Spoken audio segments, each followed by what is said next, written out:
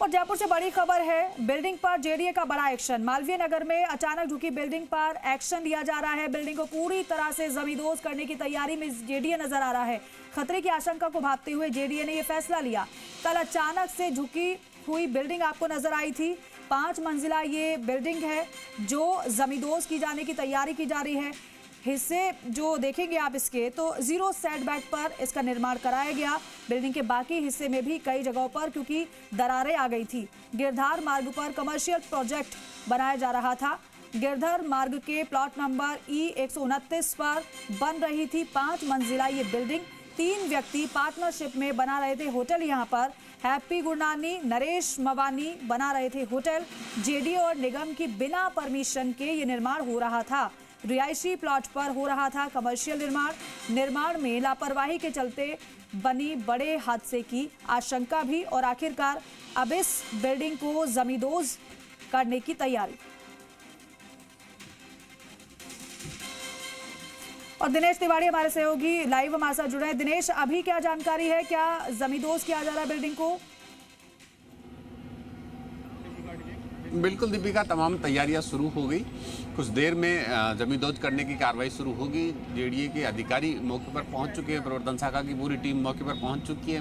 प्रवर्तन शाखा के डीएसपी, दो डीएसपी आलोक गौतम और इस्लाम खान मौके पर पहुंच चुके हैं। उनकी पूरी टीम मौके पर है। इंजीनियरिंग विंग के जो एक्शन जयन तमाम जो अधिकारी हैं वो मौके पर है। और कार्रवाई शुरू हो चुकी है। जो बेसमेंट खोदकर बनाया जा रहा था वहाँ पर डंपर की सहायता से मिट्टी डाली जा चुकी है। और उस मिट्टी को उस बेसमेंट में भरने के बाद जो कार्रवाई है वो शुरू होगी। इसको पूरी तरह जमींदोज किया जाएगा। जो अवैध रूप से ये होटल बन रहा था गिरधर मार्ग पर।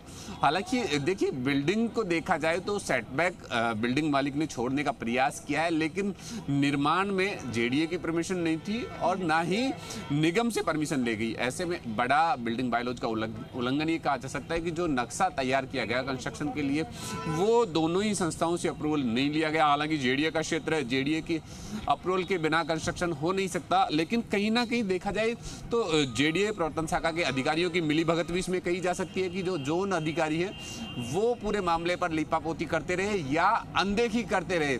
देखा जाए तो इसके जस्ट सामने, इसी होटल के सामने जो बन रहा था, इसके सामने एक बिल्डिंग बन रही थी, उसको सीज कर दिया गया, उसका कंस्ट्रक्शन रोक दिया गया।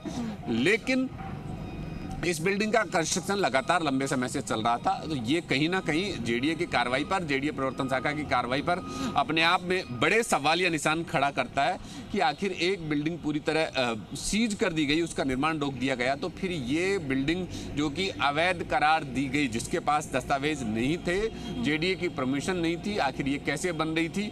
ये जेडीए प्रवर्तन शाखा की कार्रवाई पर सवाल खड़ा करती है कि आखिर जोन प्रवर्तन अधिकारी की कहाँ मिलीभगत थी या क्या रसूख था बिल्डिंग ओनर के मालिकों का, बिल्डिंग कंस्ट्रक्शन जो कर रहे थे उनका क्या रसूख था कि ये लगातार बनती गई और आज इस स्थिति में आ गई कि लोगों की जान के साथ भी खिलवाड़ हो सकता था। गनीमत रही कि ये जो हादसा हुआ वो थोड़ा सा समय से पहले हुआ। अगर ये बन के तैयार हो जाती, होटल बन रही थी, अगर इसमें कोई पर्यटन आके रहते या फिर अगर ये रिहायशी बनता तो जो घर के मालिक इसमें रहते, कितना बड़ा हादसा हो सकता था, कितने लोगों की जान के साथ ये खिलवाड़ होता, इसके लिए कौन जिम्मेदार होता, ये बड़ा सवाल अपने आप में खड़ा हो जाता है। लेकिन जेडीए प्रवर्तन अधिकारियों को सिर्फ इस चीज से मतलब है कि अपनी व्यवस्था कहाँ ठीक की जाए। जोन प्रवर्तन अधिकारी भी इसके लिए पूरी तरह जिम्मेदार है कि आखिर हादसे को रोक लिया गया, क्योंकि समय तो बहुत था इस पर नजर रखने का, लेकिन नहीं हुआ ऐसा। जरा ये बातचीत करने की कोशिश करिए किसी से दिनेश कि कैसे कार्रवाई की तैयारी, क्योंकि 5 मंजिला है ये बिल्डिंग, जमींदोज कैसे की जाएगी, क्या प्लानिंग है? देखिए, हादसे को रोका नहीं गया, हादसा अपने आप रुका। जब ये हाईलाइट हुआ पूरा मामला, जब कंस्ट्रक्शन चल रहा था तो बेसमेंट उसके बाद खोदने का प्रयास किया गया और उस वजह से बिल्डिंग का जो पिलर है वो टेढ़ा हुआ और पूरा जो बिल्डिंग का कंस्ट्रक्शन था वो टेढ़ा हुआ, पूरा नीचे आ गया।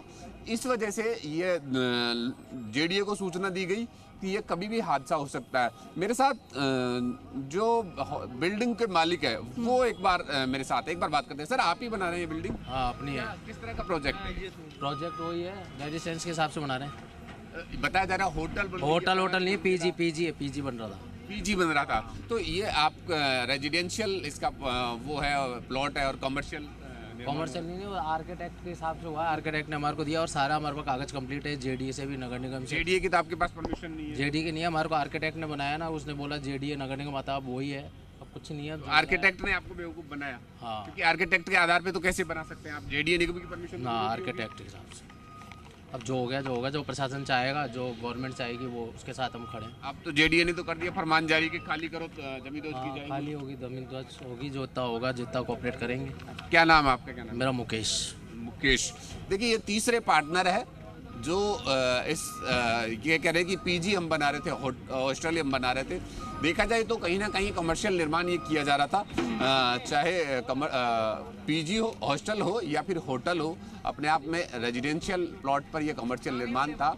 और इनका जो कहना है कि वो जो आर्किटेक्ट था उन्होंने सिर्फ इन्हें बेवकूफ़ बनाया कि परमिशन उन्होंने ले ली और उस आधार पर ये कंस्ट्रक्शन किया जा रहा है। लेकिन कहीं ना कहीं बिल्डिंग मालिकों की भी गंभीर लापरवाही रही, या ये भी हो सकता है कि जो आर्किटेक्ट था उसने निगम और जेडीए को मैनेज करने का प्रयास किया और कुछ हद ठीक तक। है दिनेश, ठीक है, यानी कि अभी कार्रवाई की शुरुआत नहीं हुई है, लगातार आपके जरिए दर्शकों को जानकारी देते रहेंगे। बहुत शुक्रिया।